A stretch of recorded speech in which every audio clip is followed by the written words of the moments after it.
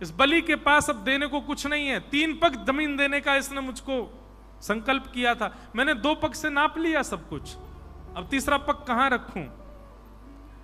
तो बलि कहते हैं, बोले नारद आपने संपत्ति स्वीकार कर ली, मालिक तो अभी बैठा है, तीसरा पग मेरे सिर पर रख दो नाथ। भगवान गए तो थे बलि को छलने के लिए, लेकिन बलि नहीं छल लिया ठाकुर जी को। ठाकुर जी बोले, अरे बलि हम तो तुमसे बड़े प्रसन्न हो गए भाई, और हो क्यों ना, ये प्रहलाद जी के ही तो परपौत्र हैं बलि। और जब भगवान ने बलि के सिर पर पैर रखा, प्रहलाद जी प्रकट होकर के नाचने लगे, प्रकट होकर के ठाकुर जी से कहने लगे, आपने मुझ पर तो कृपा की, पर मेरे परपौत्र पर तो अति कृपा की है। क्यों? बोले मेरे सिर पर हाथ रखा था, पर मेरे परपौत्र के सिर पर तो आपने चरण पधरा दिए नाथ। बंधुओं एक बात कहें, हम लोग इसको बहुत साधारण समझते हैं कि पंडरीनाथ भगवान के चरण छूने को मिल रहे हैं हमें। ठाकुर जी के, आप वृंदावन जाएंगे ना, बिहारी जी के साल में केवल 1 बार चरण दर्शन होते हैं, दर्शन होते हैं, छूना तो बहुत दूर की बात। क्यों? क्योंकि जिन्होंने उनके चरण दर्शन कर लिए, निश्चित है कि वो नरक तो नहीं जाएगा। ठाकुर जी के चरणों में ऐसी योग्यता विराजमान है, इसीलिए बिहारी जी बाकी के दिन चरण छुपा के ही रखते हैं अपने। श्री जगन्नाथ भगवान के चरण दर्शन किए। रथ यात्रा होती है, रथ यात्रा जब गुंडीचा जाके जब वापस लौटती है, तब ठाकुर जी का सोना भेष होता है, और सोना भेष जब ठाकुर जी का होता है, तब ठाकुर जी के चरण दिखाई देते हैं साल में 1 बार, और कभी भी चरण दर्शन नहीं होते। कितना बड़ा सौभाग्य है हम आप सब लोगों का, हम नित्य चरण दर्शन कर रहे हैं, नित्य वहां जाकर के शीश नवा रहे हैं, अपने हाथों से कोमल चरणों को स्पर्श करके माथे से लगा रहे हैं। ठाकुर जी के चरण दर्शन नरक का रास्ता बंद कर देते हैं, और रोज छूने को मिले, सिर झुकाने को मिले, इसका फल क्या मिलेगा? आपको तो चाहे जो भी फल चाहिए हो, वो हमें नहीं पता, हम तो ठाकुर जी से यही फल मांगते हैं कि नाथ ये नित्य चरण छुपाने का एक ही फल देना हमको। क्या? अगला जन्म भी ब्रज में देना और कथावाचक बना के ही देना ऐसी कृपा कर देना। हाँ भाई, रजिस्ट्रेशन करवा रहा हूं मैं तो अगले जन्म का। आप कहोगे महाराज जी जन्म लेना ही क्यों है? देखो, जन्म लेना उचित नहीं, पर यदि जन्म ऐसा मिले तो बार बार लो। यह मांगू गोपी जन वल्लभ, मानुष जन्म और हरि सेवा, ब्रज बसी वो दी जो मोहे सुलभ। यह मांगू गोपी जन वल्लभ। आप सब भी यही मांगो पंडरीनाथ भगवान से कि नाथ इस बार तो हमारा जन्म चाहे हैदराबाद में हुआ, बंबई में हुआ, तांदूर में हुआ, सोलापुर, कोल्हापुर, इचलकरंजी में हुआ, बंबई में हुआ, पुणे में हुआ, जहां भी हुआ, हे नाथ इन चरणों के स्पर्श का एक ही प्रभाव करना, अगला जन्म हमको भी ब्रजवासी बना दो, हम भी ब्रज में जाना। भाई ब्रज का जन्म सामान्य बात नहीं है, बहुत बड़ी कृपा होती है तब ब्रज में जन्म मिलता है। आपको पता है बद्रीनाथ भगवान हिमालय पर तपस्या क्यों कर रहे हैं? ताकि वह भी बार बार श्री कृष्ण के रूप में ब्रज में जन्म ले सके, इसी के लिए तपस्या करने। तो भगवान बलि के यहां गए और वामन बन करके भगवान ने कृपा की, अनुग्रह किया। आगे गंगा जी के अवतरण की कथा बताई नवम स्कंद में। सूर्यवंश के राजाओं की कथा, इसी सूर्यवंश में भगवान श्री राम बनकर के प्रकट हुए। इस भूमि पंढरपुर को राम जी के चरणार विंदों का भी आश्रय प्राप्त हुआ। जब सीता जी की खोज में ठाकुर जी भ्रमण कर रहे थे, तब भ्रमण करते हुए यहां से भी गुजरे, ऐसा सुनने में आया। इसीलिए प्रभु श्री राम के चरणों से भी अंकित है पंढरपुर की भूमि। प्रभु श्री नारायण हरि यहां पर मल्लिकार्जुन रूप में प्रकट हुए थे। एक भक्त था, शंकर जी का भक्त था। शंकर जी की आराधना करके उसने शंकर जी को प्रसन्न कर लिया। शंकर जी प्रसन्न होकर बोले वरम ब्रूयात, वर मांगो, क्या चाहिए? बोले नाथ, आपके जो स्वामी हैं हरि, वो मेरे पुत्र बनकर के आ जाएं, ऐसी कृपा मुझ पर कर दो। पंढरपुर के एक भक्त ने शंकर जी से वरदान मांगा कि आपके जो स्वामी हैं हरि, आपके जो स्वामी हैं नारायण, वो मेरे पुत्र बनकर के आवे। शंकर जी ने जब ये वरदान सुना तो नेत्र सजल हो गए शंकर जी के। क्यों? बोले कि मेरे इष्ट वरदान दूंगा मैं, पर उनको गोद में खिलाने का सुख लेगा ये, मुझे तो सुख मिले, ये सुख तो मुझे भी नहीं मिला। अब जो वरदान मांगा देना तो पड़ेगा। शंकर जी के मुख की जो उदासी थी, जो उदास नहीं थे, मतलब ऐसा उनके मन में आया कि ये तो मेरे मन में भी कभी नहीं आया कि मैं भी ठाकुर जी को गोद में खिलाऊं, इसके मन में आ गया। वो उस भक्त को पता चल गया कि शंकर जी थोड़े व्याकुल हो गए। तब उसने कहा नाथ वचन पूरा तो सुनिए। शंकर जी बोले बोलो। बोले आपके इष्ट नारायण मेरे यहां पुत्र बनकर के आए और उनका नाम मैं आपके नाम पर रखूं, ऐसी कृपा मुझ पर करो। तब भगवान शिव प्रसन्न हो गए, बोले हाँ अब ठीक है। तब उन्होंने वरदान दिया। तब हरि श्रीमन नारायण भगवान ही मल्लिकार्जुन रूप में प्रकट हुए। हैं तो हरि, हैं तो नारायण, पर नाम उनका भगवान शिव के नाम पर रखा गया और उन्होंने यहां पर एक दैत्य का वध किया। इस प्रकार हरि के चरणारविंद भी इस भूमि को प्राप्त हुए नारायण के। और पांडुरंग श्री कृष्ण तो यहां विराजमान ही है, इसलिए राम कृष्ण हरि तीनों आए। प्रभु श्री राम का 2 अध्यायों में चरित्र सुनाया गया। गुरुवर थे तक्त राज्यो व्यचर धनुवनम पद्म पद्भ्याम प्रियाया पाणिस्पर्शा क्षमाभ्याम मृतज पथुरुजो यो हरिंद्रानुजाभ्याम वैरूप्या शूर्पणख्या प्रिय विरहरुष रोपित भ्रू विजंभ तस्ताब्धिर्वद्ध सेतु खलदवदहन कौशलेन्द्रोवतान्नः। बोलो राजा रामचंद्र भगवान की। प्रभु श्री राम का चरित्र सुनाया। आगे चंद्रवंश के राजाओं की कथा बताई। इसी चंद्रवंश में प्रकट हुए भगवान श्री कृष्ण। अब यहां से 10वें स्कंद हम प्रारंभ कर रहे हैं। सारे स्कंद छू के आए, हम सबको प्रणाम करके आए, तब जाकर के 10वें स्कंद पर पहुंचे।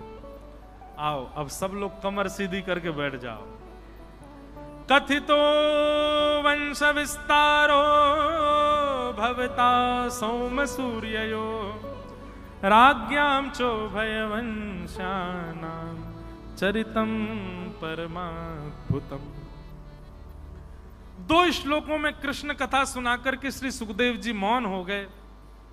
परीक्षित जी ने चरणों में प्रणाम किया। बोले भगवान आपने इतनी सारी कथा मुझे विस्तार से सुनाई, पर जिन श्री कृष्ण ने मेरी मां के गर्भ में आके मेरी रक्षा की, जिन श्री कृष्ण ने पांडवों की रक्षा की, जिन श्री कृष्ण ने महाभारत का युद्ध मेरे पूर्वजों को ऐसे जिता दिया जैसे गाय के खुर के गड्ढे को लंगवा दिया हो, उन श्री कृष्ण की कथा सुनने के लिए मैं 4 दिन से भूखा प्यासा बैठा हूं और आप 2 श्लोकों में सुना रहे हो। ऐसा मत करो ना नाथ, विस्तार से सुनाओ ना। सुखदेव जी महाराज बोले 4 दिन से तुम एक ही आसन पर बैठे हो, कुछ खा पी लो। आहा, परीक्षित जी के इस उत्तर ने कृष्ण जन्मोत्सव की कथा को प्रारंभ किया। उत्तर क्या है? सुखदेव जी कहते हैं 4 दिन से तुमने आसन भी नहीं बदला, कुछ खा लो, पी लो, उठ लो, थोड़ा आराम कर लो। सुखदेव जी कहते हैं भगवान, परीक्षित जी कह रहे हैं नई शाति दुस्सहा छुन्माम तत्योदमपि बाधते पिबंतम तन्मुखान भोज च्युतम हरिकथामृतम। नाथ सच पूछो तो आप जब कथा बोलते हैं ना, श्री परीक्षित जी कह रहे हैं, आप जब कथा बोलते हैं ना तो मुझे ऐसा लगता है कि यही मेरा शयन हो रहा है। आपके मुख से जब मैं श्लोक सुनता हूं तो मुझे ऐसा लगता है कि मुझे जल पिलाया जा रहा है। आप जब उस श्लोक की व्याख्या के रूप में उदाहरण सुनाते हैं तो मुझे ऐसा लगता है मुझे भोजन कराया जा रहा है। आपकी कथा ही मेरा आहार, विहार, विचार और मेरा आराम बन चुका है। अब मुझे और किसी भाव की आवश्यकता नहीं, बस आप ये कथा सुनाते रहो, मेरी इसी से ही पूर्ति हो रही है। हमारी स्थिति है ऐसी। अभी अगर हम ऐसा कहते हैं कि आज भोजनालय में कोई भोजन नहीं करेगा, केवल कथा कोई भोजन मान के स्वीकार करो, चलो आने वाली एकादशी के दिन सबकी निर्जला है, कथा को कीर्तन को ही जल मान लो, कथा को ही फलाहार मान लो, चलो सुबह से शाम तक सब कथा में ही रहना और मैं भी रहूंगा। अरे सीरियस मत हो यार, धाम में आए उत्सव मतलब खूब खाएंगे पिएंगे, क्या आनंद करेंगे। पर एक बात है, ये बात स्वीकार नहीं की जा सकती कि महाराज कथा कैसे जल का काम कर दे, कथा कैसे भोजन का काम करे, कथा कैसे आराम का काम करे। पर सुखदेव जी की स्थिति परीक्षित जी की यही है। वो कह रहे हैं मुझे अब साधनों की आवश्यकता नहीं भूख प्यास के लिए, आपकी कथा ही मेरी तृप्ति कर रही है। और जब ये उत्तर सुना सुखदेव जी ने, तब कहते हैं परीक्षित अब तुम सच्चे अधिकारी हो कृष्ण कथा में प्रवेश करने के। जिसको भोजन की भी इच्छा नहीं है, जिसको भोजन और जल से कोई द्वेष नहीं है। बात यह है कि इंद्रियां पूर्ण रूपेण अब कृष्ण के तल्लीन, कृष्णाश्रित हो चुकी हैं। इंद्रियों की इच्छा केवल कृष्ण है।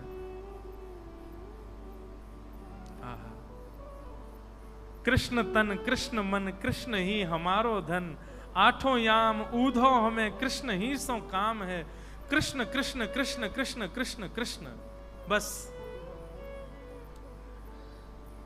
ऐसे कितने महापुरुषों को जानता हूं मैं जिनका आश्रय केवल और केवल भगवान नाम है। हमारे वृंदावन में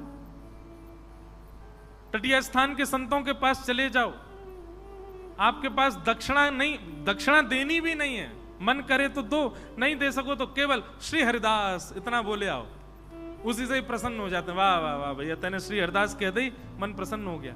श्री चैतन्य महाप्रभु वो तो हाथ में भिक्षा लेने के लिए घर घर जाते थे, और जैसे भिक्षा लेने के लिए द्वार खटखटाते तो घर के लोग सामग्री लेकर के आते, तो चैतन्य महाप्रभु पीछे हाथ कर लेते और कहते हम तुम्हारे पांव पड़ रहे हैं, जितने लोग हो घर में सब मिलकर के एक बार हरि बोल बोल दो। आप हरि बोल बोल दो कि हमारी भिक्षा हो जाएगी। श्री चैतन्य महाप्रभु। आप कहेंगे आज ऐसे संत नहीं हैं, हमने दर्शन किया है। मैं बताता हूं कथा में, एक महापुरुष हैं तो वो राजस्थान में,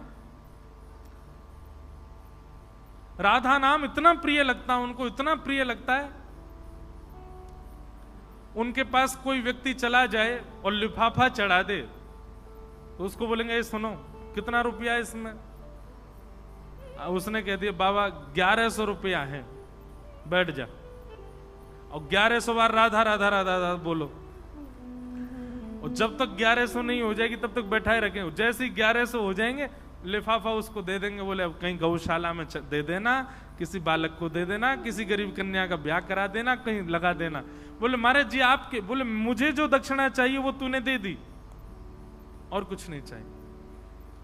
एक बार एक व्यक्ति ने 11,000 का लिफाफा चढ़ा दिया। बाबा ने पूछी कितने रुपया इसमें, बोले बाबा 11,000। संग वाले सब हंसने लगे, बोले बेटा फंसा तगड़ा, बैठ शुरू हो जा। 11,000 राधा बोल, 11,000 नाम पूर्ण होने पर लिफाफा पकड़ा देते, बोले कहीं दे देना, मेरी दक्षिणा तो राधा नाम है। चैतन्य महाप्रभु कहते हैं मेरी दक्षिणा, मेरी भिक्षा हरि बोल है। हमारे तटीय स्थान के संत कहते हैं श्री हरिदास कह दो, वही हमारी दक्षिणा है। ऐसी स्थिति में हम नहीं जा सकते। आहा, आहा। लेकिन सुखदेव जी की कथा में परीक्षित जी यही बात कह रहे हैं कि अब मेरे तन को और कुछ नहीं चाहिए, आप केवल हरि कथा सुनाओ। परीक्षित जी को सुखदेव जी कहते हैं, अब मैं तुम्हें कृष्ण कथा सुनाऊंगा, अब क्योंकि तुम उसके अधिकारी बन गए हो। और यहां से अब सुनाना प्रारंभ करते हैं। पृथ्वी ने भगवान से प्रार्थना की कि नाथ पाप बहुत बढ़ गया है, आप अवतार धारण करो। तब भगवान ने आज्ञा करते हुए पृथ्वी को कहा, वसुदेव ग्रहे साक्षात भगवान पुरुष परः जनिष्यते तत्प्रियार्थम संभवन्तु सुरस्त्रिय। हे पृथ्वी महारानी, आप चिंता मत करो। द्वापर युग में वसुदेव जी के घर में साक्षात वासुदेव बन करके आ रहा हूं, आपके भार को हल्का करूंगा, आप बस तैयारी करो, प्रतीक्षा करो।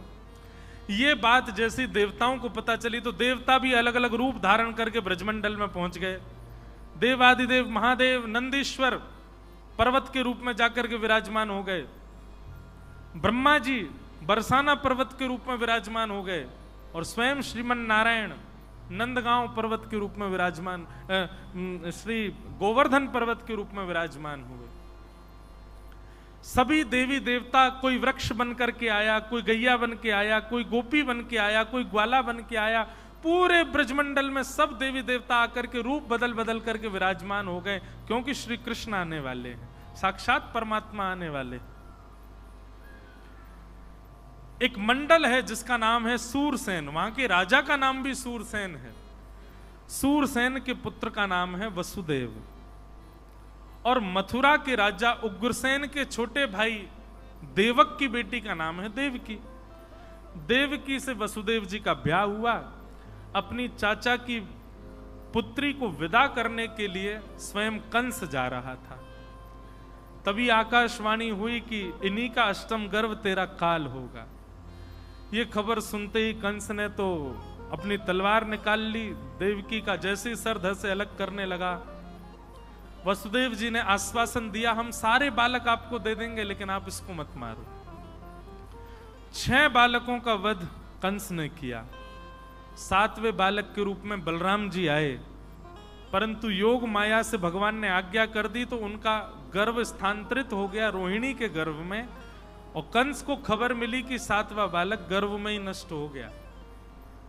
अब 8वां बालक आने वाला है। कंस ने सैनिकों को कह दिया, पहरेदारी बढ़ाओ, मेरा शत्रु जन्म लेने वाला है। रोज कंस जाता है कारागृह में, जाकर के सब देखता है कहीं कोई कमी तो नहीं छूट रही है पहरेदारी में। लेकिन जैसे जैसे वो देवकी को देखता है, नित्य देवकी का रूप और सुंदर होता जा रहा है। ठाकुर जी गर्भ में आए हैं ना, अत्यंत सुंदर हो गया। बंधुओं, जिनके हृदय में हरि विराज रहे होंगे, जिनकी जिह्वा पे हरि नाम विराज रहा होगा, उनका रूप ही अलग होगा, उनके रूप के प्रति आकर्षण ही अलग होगा। वो सांसारिक भावों से अपने रूप को सुंदर नहीं दिखा सकते, उनका रूप का आकर्षण ही विचित्र होगा। भादों का महीना आ गया, मंदम मंदम जलधरा, मंदम मंदम जलधारा गिर रही है। सुंदर पवन जो है मंदिराचल पर्वत से चंदन की सुगंधी को लेकर के बह रही है। अर्धरात्रि का समय हुआ है, सब गहरी नींद में सोए हैं, सबको अत्यंत सुख की अनुभूति हो रही है, इसलिए सब गहरी नींद में सोए हैं। केवल मथुरा में कंस के कारागृह में देवकी और वसुदेव जागे हैं। जैसे ही मध्य रात्रि हुई, मध्य रात्रि होते ही देवकी के गर्भ से एक दिव्य तेज प्रकट हुआ, और उस दिव्य तेज के शांत होते ही शंख चक्र गदा पद्मधारी श्रीमन नारायण ही बाल कृष्ण रूप में प्रकट हो गए। बोल बाल कृष्ण लाल की, श्री पंडरीनाथ भगवान की। सब लोग हाथ जोड़ करके ठाकुर जी को प्रणाम करो। तमद्भुतम बालकमंबुजक्षणम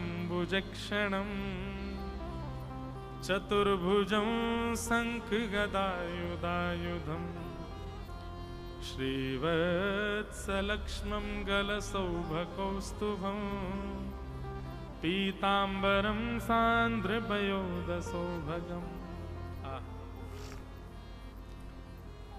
छोटे से ठाकुर जी हैं, कोई विराट रूप में नहीं आए ठाकुर जी। छोटे से ठाकुर जी के ही 4 भुजा हैं, 4 भुजाओं में शंख चक्र गदा पद्म धारण कर रखा है, पीतांबरी पहनी है, गले में कौस्तुभ मणि विराज रही है, सिर पर सुंदर मुकुट विराजमान है। ऐसे सुंदर ठाकुर जी देवकी मैया के गर्भ से प्रकट हुए। देवकी वसुदेव दोनों ने ठाकुर जी के चरणों में प्रणाम किया।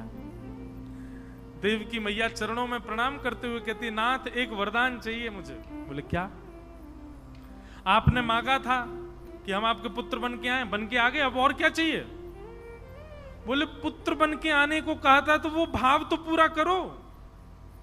मतलब हम आपके गर्भ से जन्म तो ले लिए। बोले यही नहीं होता पुत्र का जन्म ले, पुत्र जन्म लेते ही जैसे ही अपने मां के अंक में जाता है, उसके पयोधर का पान करता है, वह सुख मां को सबसे सुंदर लगता है। नाथ वो सुख मुझे प्रदान करो ना। ठाकुर जी बोले गोद बनाओ, हम अभी लेट जाते हैं। बोले शंख चक्र गदा पद्म में लेके लेटोगे? ये चतुर्भुज रूप में लेटोगे? मैया अब क्या करें, ये ऐसा ही रूप है हमारा। बोले ये सब बातें नहीं, अब जब बालक बन के आने को होगा बालक बनो आप। ठाकुर जी बोले हम बालक बन गए तो फिर हम रक्षा नहीं करेंगे, आपको हमारी रक्षा करनी पड़ेगी। फिर तो हम बढ़िया लीला करके वृंदावन में सब बढ़िया माखन मिश्री खा करके बड़े होके आएंगे, तब मामा कंस को मारेंगे। यदि इतना त्याग स्वीकार हो तो बताओ मैया। लेकिन उस एक क्षण के सुख के लिए देवकी कहती है मुझे मंजूर है, आपको 11 वर्ष 56 दिन के लिए वृंदावन भेजना मंजूर है, लेकिन आप मेरे लिए बालक बनो पहले। नन्हे से ठाकुर जी बन गए, देवकी मैया ने गोद में लिया और नन्हे से ठाकुर जी परब्रह्म परमात्मा श्री कृष्ण देवकी मैया का पयोधर पान कर रहे हैं, दूध पी रहे हैं, और देवकी मैया के नेत्रों से अविरल अश्रुधार गिर रहे हैं ठाकुर जी के ऊपर। देवकी मैया कह रही हैं अब मैं 11 वर्ष इसी सुख में व्यतीत कर लूंगी कि आपको मैंने पयोधर पिलाया। पर नाथ 11 वर्ष बाद आ जाइएगा। ठाकुर जी बोले आ जाऊंगा। वसुदेव जी बोले लेकिन आपको लेके कैसे जाएं, हथकड़ियां बेड़ियां इतने सैनिक दरबान सब सोए हैं। ठाकुर जी बोले भक्त अपने बंधनों के चलते मेरी शरण में नहीं आता कि इतने बंधन हैं। भक्त को चाहिए मेरी शरण ग्रहण करे, बंधन खोलने की जिम्मेवारी मेरी है। आप चिंता क्यों करते हैं वसुदेव जी? आप ये क्यों सोच रहे हैं बंधन है? मुझे एक बार गोद में लीजिए तो सही।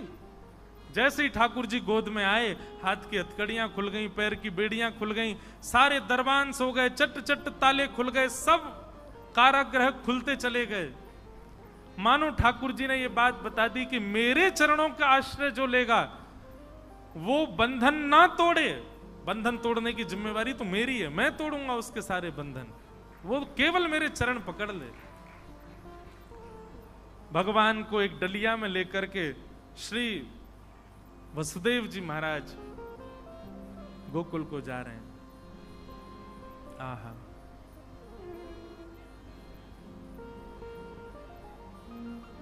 स्वागतम कृष्णा स्वागतम कृष्णा स्वागतम कृष्णा स्वागतम कृष्णा।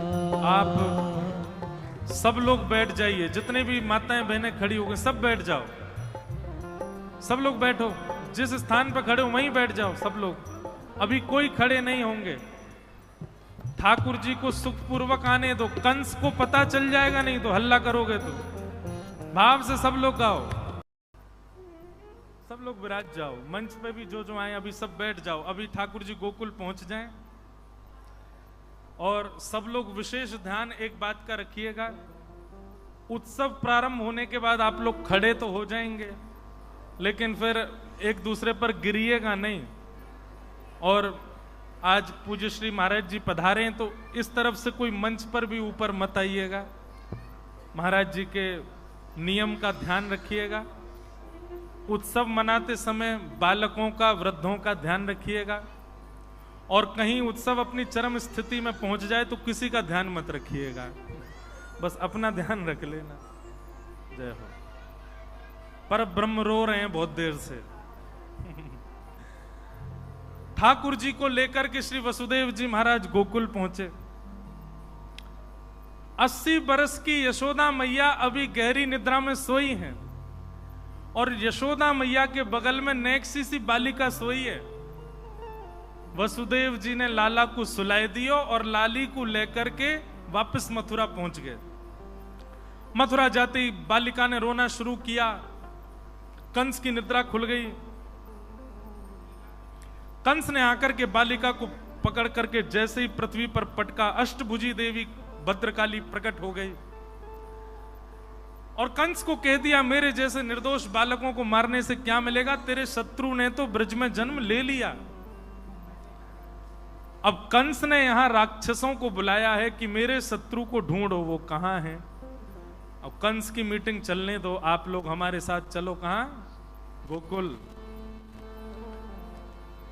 यशोदा मैया 80 बरस की है गई, लेकिन अभी तक लाला नाय भयो।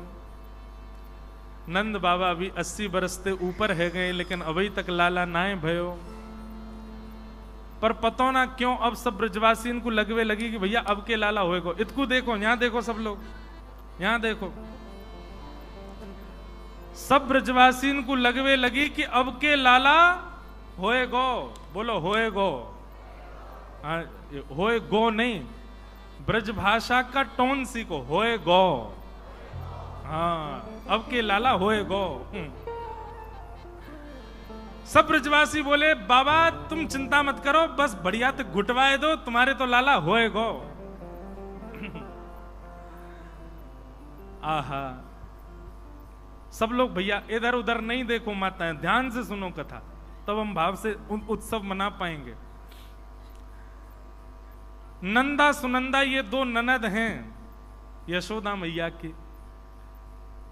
दोनों ने जाकर के जैसे यशोदा मैया के कक्ष में देखी, बोले अभी तक यशोदा मैया जगी नहीं, इतनी भोर है गई। तभी जाकर के कहा, देखो कि महाराज यशोदा मैया के बगल में नेक 100 बालक कुल बुलाए रहे हो है। और कुल बुलावे को मतलब पता है? कुल बुलावे को मतलब है हाथ पांव चलाए रहे हो है और चद्दर ओढ़ रखी है गरे गरे तक। ओहो, नंदा सुनंदा तो पहुंच गई, महाराज नेक 100 लाला कुल बुलाए रोए, आ ऊ आवाज निकल रही है मुख से, और यशोदा मैया गहरी निद्रा में सोई हैं। नंदा सुनंदा बोली, अरे बहन बधाई हो, हमारे भैया के घर बालक भयो है। बोले वो तो ठीक है, ये तो बता लाली है कि लाला? बोले चदरिया ओढ़ रखी है, देखना पड़ेगा। नंदा सुनंदा बोली, वैसे लाली है, वैसे कोई दिक्कत ना है, लेकिन एक लाला है जाए, फिर भले ही 6 लाली है जाए, कोई दिक्कत नहीं, एक लाला तो हो हमारे बाबा को।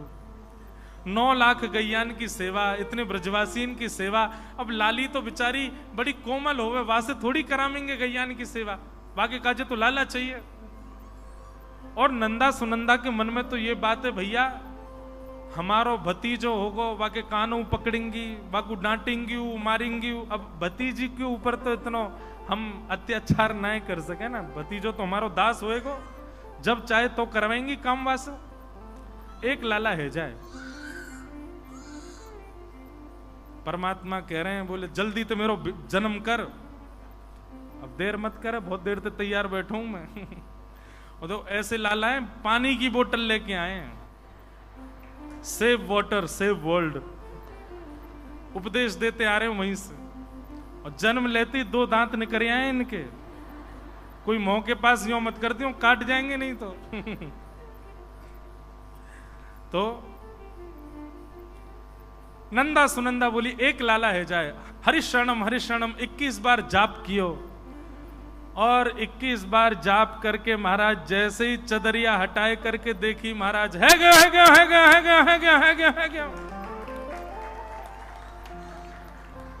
बधाई हो। अरे आइयो, परसों है एकादशी, जोर से बोलो बधाई हो। और नेक जोर से बधाई हो। आहा, नंदा सुनंदा तो नाचन लगी, बोले हमारे भैया के लाला भयो है। दौड़ करके गौशाला गई, नंद बाबा को घेर करके नंदा सुनंदा कह रही है, भैया है गयो है गयो है गयो है गयो है गयो है गयो। नंद बाबा बोले, कहा भयो? बोले, पहले जे बताओ हमें कहां मिलेगा अगर हमने बताई तो। नंद बाबा बोले, जल्दी बता, जो मांगेगी सो देंगे, कहा भयो? बोले, बाबा तुमने इतनी ब्रजवासीन की सेवा करी, इतनी गैयान की सेवा करी, इतनी यमुना जी की सेवा करी, इन सबन के फलस्वरूप आपके घर में नीलमणि जैसा, पहले बताओ कहां मिलेगा हमको। नंद बाबा बोले, भैया तू जो मांगेगी सो देंगे, नवलखा को हार चाहिए, ले अभी ले जा नवलखा को हार, अब बता कहा भयो? बोले, बाबा आपके घर नीलमणि जैसो लाला जायो है। आहा, लाला हेवे की खबर सुनते ही महाराज नंद बाबा तो फुरफुरी आ गई नंद बाबा में। पीरो पीरो चंदन लगायो, पीरो पटका बांधो सिर पे, पीरे लत्ता पहन लिए, यमुना जी को प्रणाम कियो, मूछन में इत्र लगायो, आंखन में काजर लगायो। कैसा लग रहा हूं भैया? बोले, दुल्हा से लग रहे हो बाबा। अब तो पूरे ब्रजमंडल में हवा की तरह बात फैल गई कि नंद जी के घर लाला भयो है। सब लोग आप लोगन की तरह सज धज करके आए हैं और सब नंद भवन के बाहर जुट गए हैं, आनंद से गा रहे हैं, नाच रहे हैं। आप सब लोग भी आको आनंद लियो, लेकिन बस गिरियों पड़ियो मत।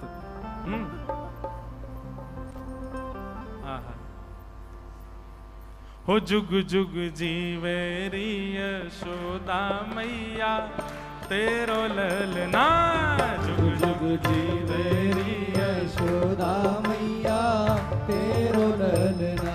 अरे जुग जुग जीवेरी यशोदा मैया तेरो ललना, जुग जुग जीवेरी यशोदा मैया तेरो ललना। अरे हाँ तेरो ललना नंद रानी तेरो ललना, तेरो ललना नंद रानी तेरो ललना।